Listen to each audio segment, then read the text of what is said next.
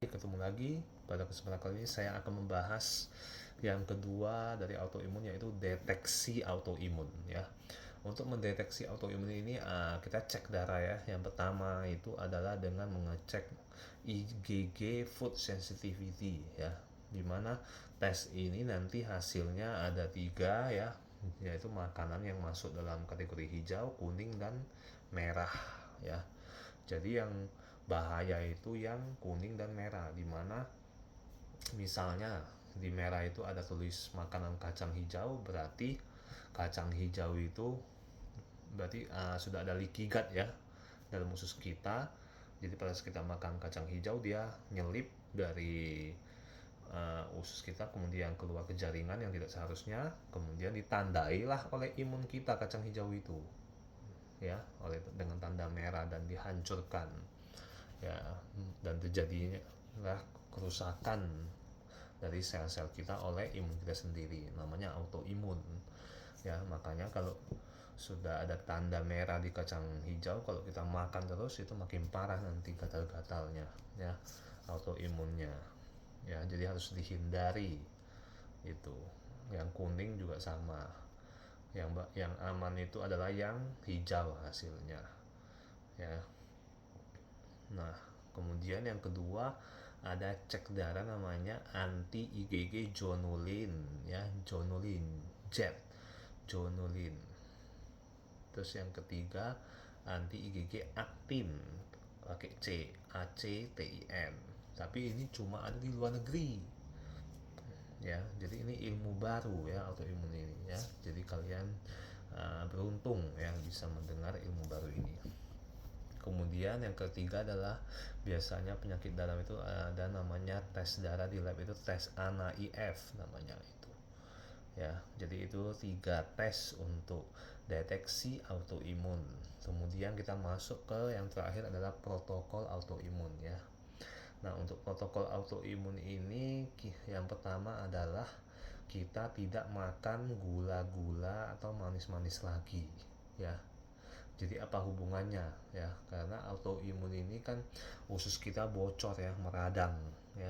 Maka meradang itu leaky gut ya. Jadi kalau kita makan yang manis itu ususnya tambah meradang lagi, tambah leaky gut lagi.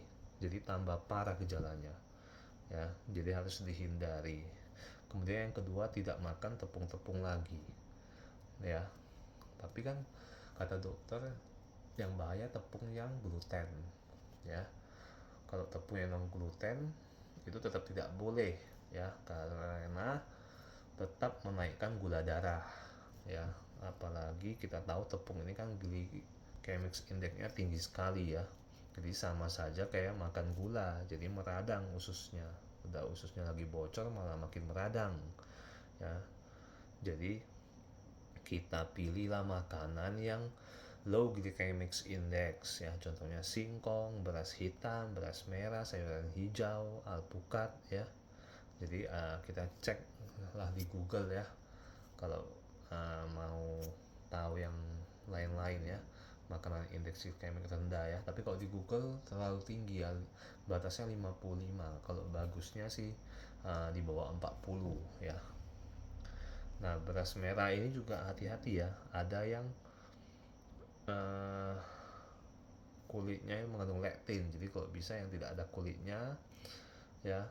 Terus orang Romawi dari dulu juga itu gandumnya itu digiling ya, digiling supaya kulitnya itu tidak ada lagi, supaya lektinnya tidak ada dari zaman dulu ya. Tapi zaman sekarang malah terbalik ya, program pemerintah malah dikasih anak-anak bayi MPASI dengan gandum utuh di biskuit. Nah, itu bahaya ya, jadi jangan.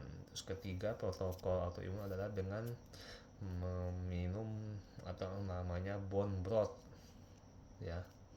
Bone broth itu kita bisa buat sendiri dengan sumsum tulang ya, sumsum tulang sendiri, yaitu dengan cara 1 dengkul sapi besar, kemudian 4 ceker ayam, dan 4 kikil kaki kecil. Itu kita masukkan di panci stainless steel, ya, bukan yang aluminium ya, bahaya ya, seperti yang protokol kanker yang pernah saya bilang, harus yang stainless steel ya, karena aluminium mengandung racun, bisa menyebabkan kanker.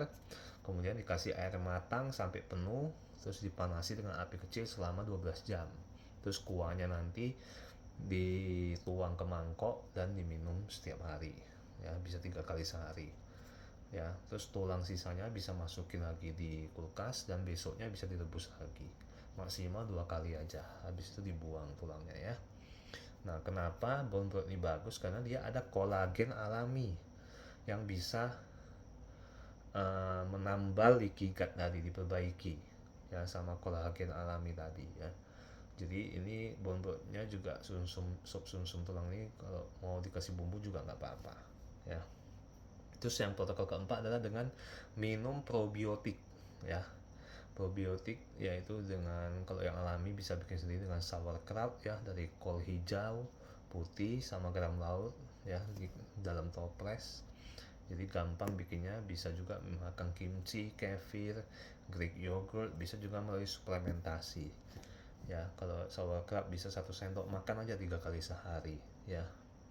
Tujuannya itu adalah untuk memasukkan kuman baik ya, karena ususnya lagi beradang, banyak kuman-kuman yang jahat ya. Jadi kita perlu memasukkan probiotik usus baik, kuman baik ke dalam usus kita. Kemudian yang kelima adalah kita suplementasi D3K2 sebanyak 35.000 unit dosisnya ya, pagi hari sekali aja setelah makan. Karena pada penelitiannya pada pasien yang vitiligo itu kulitnya berwarna kembali setelah mengkonsumsi vitamin D3 K2 ini ya. Psoriasis juga sama ya, gatal-gatal di kulit itu juga hilang juga karena mengkonsumsi vitamin D3K2 dosis tinggi 35.000 IU ya. Tapi ingat harus ada K2-nya ya, jangan D3-nya aja, karena kalsium kalau bisa menyebabkan kalsium kebanyakan di pembuluh darah ya, bisa menyebabkan darah tinggi, batu ginjal ya. Jadi butuh K2-nya supaya kalsiumnya bisa dimobilisasi ke tulang ya. Nah, kemudian protokol ke-6 dan ke-7 itu digabung, yaitu cukupi yang ke-6 selenium dan yang ke-7 koper. Koper itu tembaga. Jadi kedua ini adalah mineral yang dibutuhkan setiap hari untuk regulasi imun kita selain zinc ya. Karena kalau kita kekurangan mineral ini, imun kita bisa ngaco ya. Jadi caranya adalah dengan mengkonsumsi hati sapi ya, sebesar 5 cm kurang lebih seperti ini ya, kita temui jempol dan telunjuk kita sebesar ini sehari.